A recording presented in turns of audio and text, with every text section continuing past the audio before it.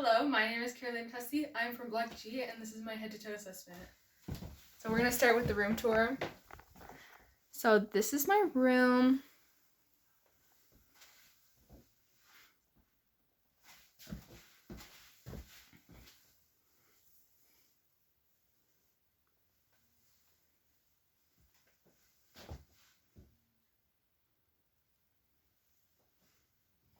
That's my camera person. The floor.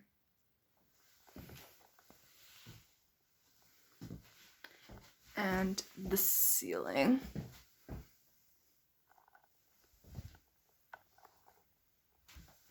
I'm going to start by washing my hands, cleansing my equipment, and donning my gloves.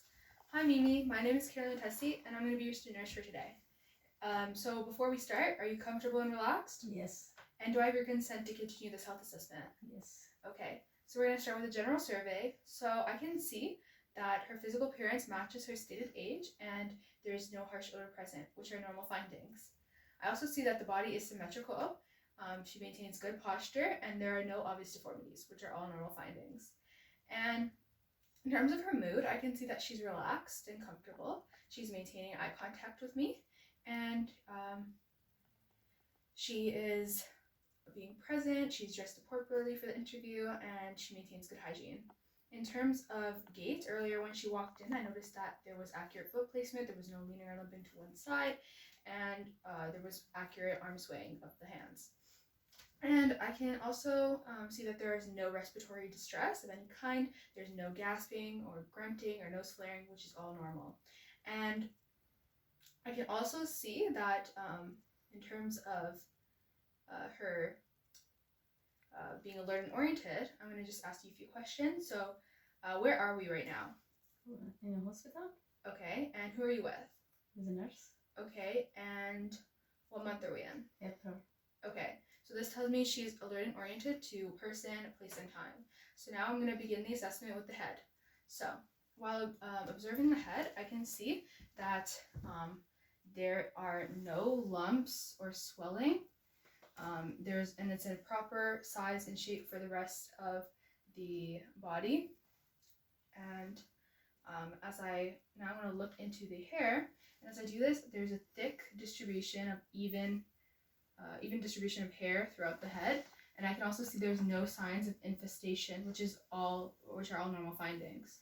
And in terms of the face, I can see that it is symmetrical. There are no involuntary movements, and there are no masses, and there's no edema or swelling, which are all normal findings. And as I move on to the cranial nerve number 7 test, so I'm the facial nerve, so I'm just going to get you to smile for me, show your teeth, okay, raise your eyebrows, tightly frown for me, okay, tightly close your eyes, now puff out your cheeks. Okay, so this tells me that cranial nerve number 7, the facial nerve, is intact. So now I'm going to move on to the eyes. So while inspecting the eyes, I can see that her eyelashes, there's an even distribution of lash hair, which is normal, and her eyebrows, they are symmetrical, and there's no scarceness or scaliness, which is also normal. And in terms of the eyelids, there are no signs of ptosis, and I'm going to get you to gently close your eyes. Okay, so there's no lesions or masses, which is also normal. And as I look at, now I'm going to get you to look up while I pull down on your eyelids, and I'm going to observe the sclera, and as I do that, there is no signs of jaundice. They are white in color, which is normal. And as I do that, I also noted the conjunctiva is translucent with a pink undertone underneath, which is normal as well. And there were no signs of discharge or swelling, which are all normal findings. Now I'm going to test cranial nerve number 3, the oculomotor nerve. So I'm just going to look at your pupils. So your pupils are about 4 millimeters in diameter, which is a normal finding. They are also symmetrical. They're equal in size and shape. They are round, which is also normal. There's no anisocoria present, which is also normal. And now I'm going to do the direct consensual light reflex test to see if they constrict equally. So I'm just going to look straight ahead. Okay, I'm going to watch this eye. Okay, it constricts. I'm going to watch the other eye. Constricts. So now I'm going to do the same thing, but watch the opposite eye. Okay, so they both constrict. They both constrict. So this is a normal finding. And now I'm going to do the combination test. So you're just going to follow the pen light and I'm going to bring it towards your face. Okay, so both eyes converge inwards, which is a normal finding. So these findings all tell me that cranial nerve number 3 is intact. So now I'm going to move on to the ears. So while I observe the ears, I'm just going to move the hair out of your face. While I observe the ears, I can see that they are symmetrical and there's no abnormal discharge coming out of them.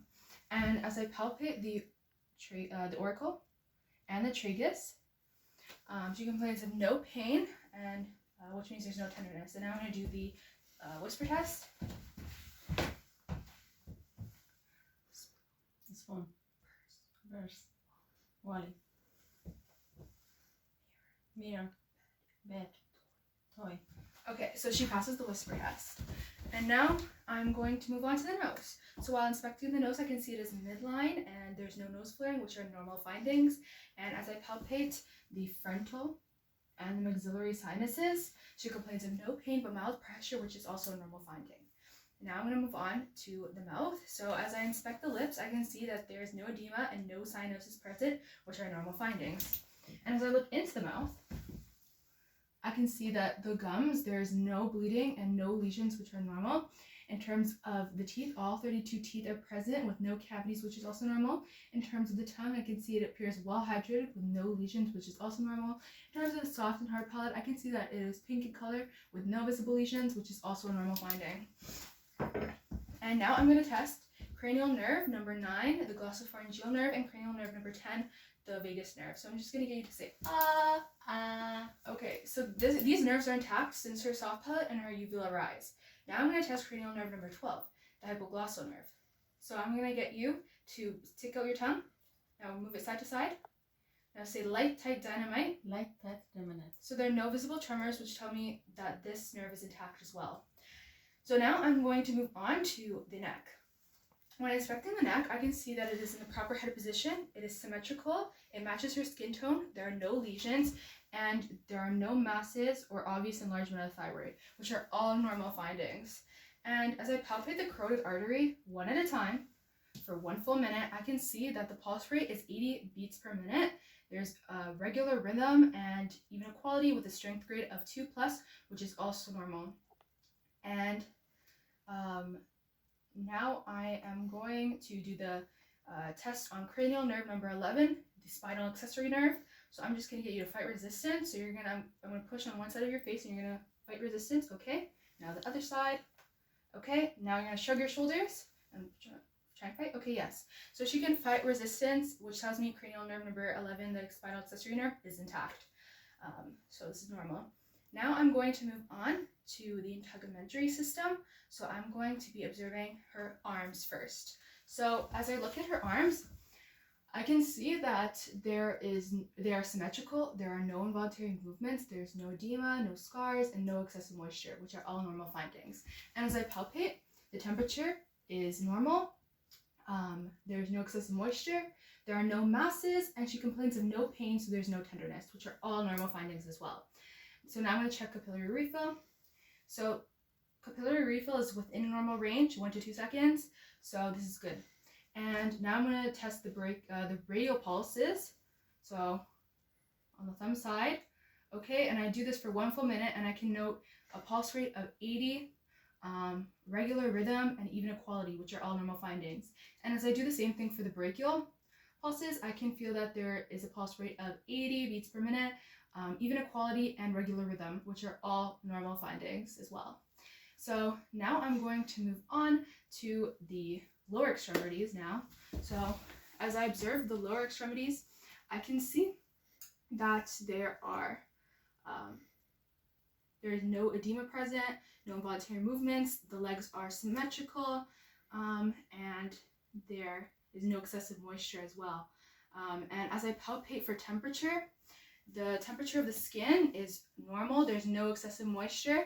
There are no masses, and she complains of no pain or so that means there's no tenderness, which are normal findings as well. And now I'm going to do capillary refill. So as I do this, capillary refill is within normal range. It takes her about 1 to 2 seconds, which is a good finding.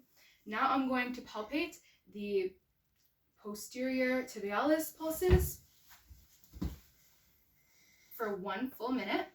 And as I do this, I can note a pulse rate of 80 beats per minute, even equality, and regular rhythm, which are all normal findings. And as I do the same thing for the duralis pedis pulse, I can note even equality, regular rhythm, and a pulse rate of 80 beats per minute, which is also normal. So now I'm going to move on to the back and the thorax. So we turn. So I'm just going to move your hair. So as I inspect the thorax, I can see that it is symmetrical. There are no skeletal deformities. There is no diaphoresis or excessive moisture, and no scars or lesions. And as I palpate, the temperature is normal. There's no excessive moisture. There are no masses, and she complains of no pain or tenderness. Since there's no pain, there's no tenderness. So now I'm going to, and as I look, I can see that the APT ratio is 1 to 2, which is a normal finding as well. So now I'm going to percuss at all 9 landmarks. So 1, 1, 2, 2, 3, 3. And as I do this, the resonance is clear, low-pitched, and hollow, which are normal findings. And I would continue this for all 9 landmarks as well. So now I'm going to auscultate at all 9 landmarks.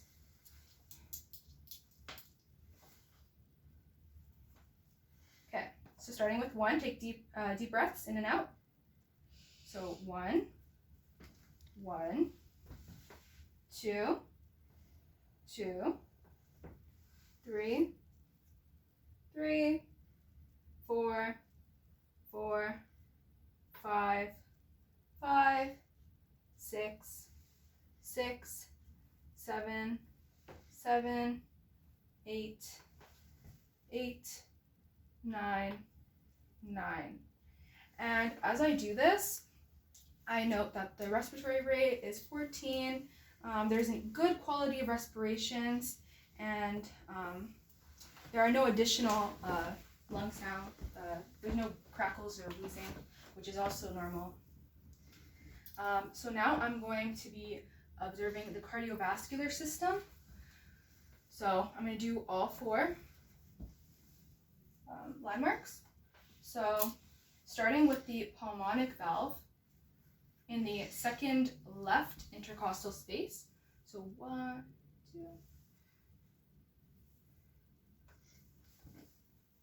Okay, and then I'm going to move to the aortic valve, which is the second right intercostal space. Now I'm going to go down to the tricuspid valve, which is in the 5th left intercostal space. And then now I'm going to go to the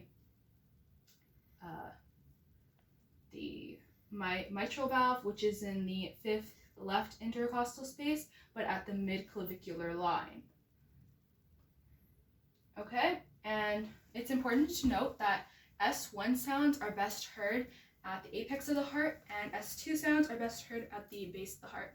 And as I was doing this, I noted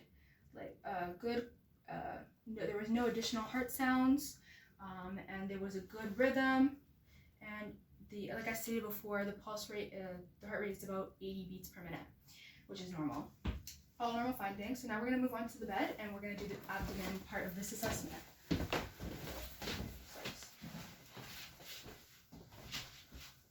So lay down for me, please.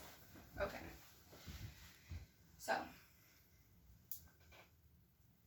So while inspecting the abdomen, I can see that it matches her skin tone. It is symmetrical bilaterally, and there's an even hair distribution. There are no lesions and no edema present, and I see no little to no stray. So now I'm going to auscultate at all 4 quadrants, starting with the right lower quadrant.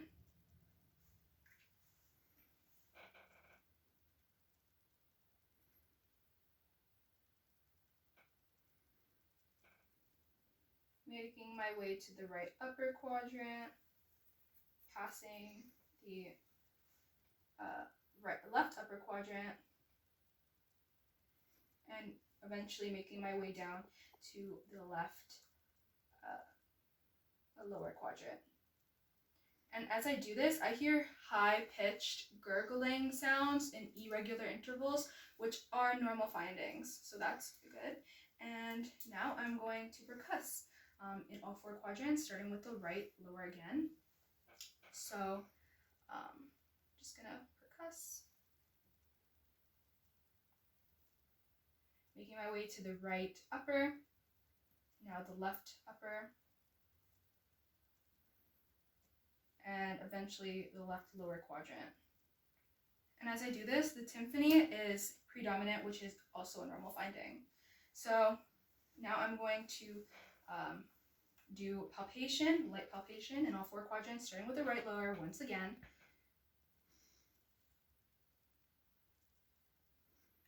Right upper, now the left upper, and the left lower. And as I do this, there are no superficial masses, and she says there's no pain, which means there's no tenderness. Now I'm going to get you to stand up for me, please, and just sit up. So now I am going to be testing ROM. So just repeat after me. Fingers, flexion, extension. Okay, this is normal. Wrists, extension, flexion. Okay, radial ulnar deviation. This is also normal. Now elbows, flexion, extension, pronation, supination. Also normal. Now the shoulders, abduction, adduction. Okay, external rotation, internal rotation. This is also normal. Now the hand grip test. So just squeeze my hands. Okay, it is symmetrical bilaterally, which is a good finding. Now I'm going to move on to the feet. So we're gonna do dorsiflexion first. So you're gonna point up to the sky, and you're gonna fight resistance. Okay, this is normal, symmetrical bilaterally. Now we're gonna do plantar flexion. So you're gonna point your feet down, and you're gonna fight resistance. Okay, so it is symmetrical bilaterally. And all these ROMs, both in the upper extremities and the feet, they were all without crepitus, without pain, and she was able to do all these movements. Thank you for listening to my health assessment.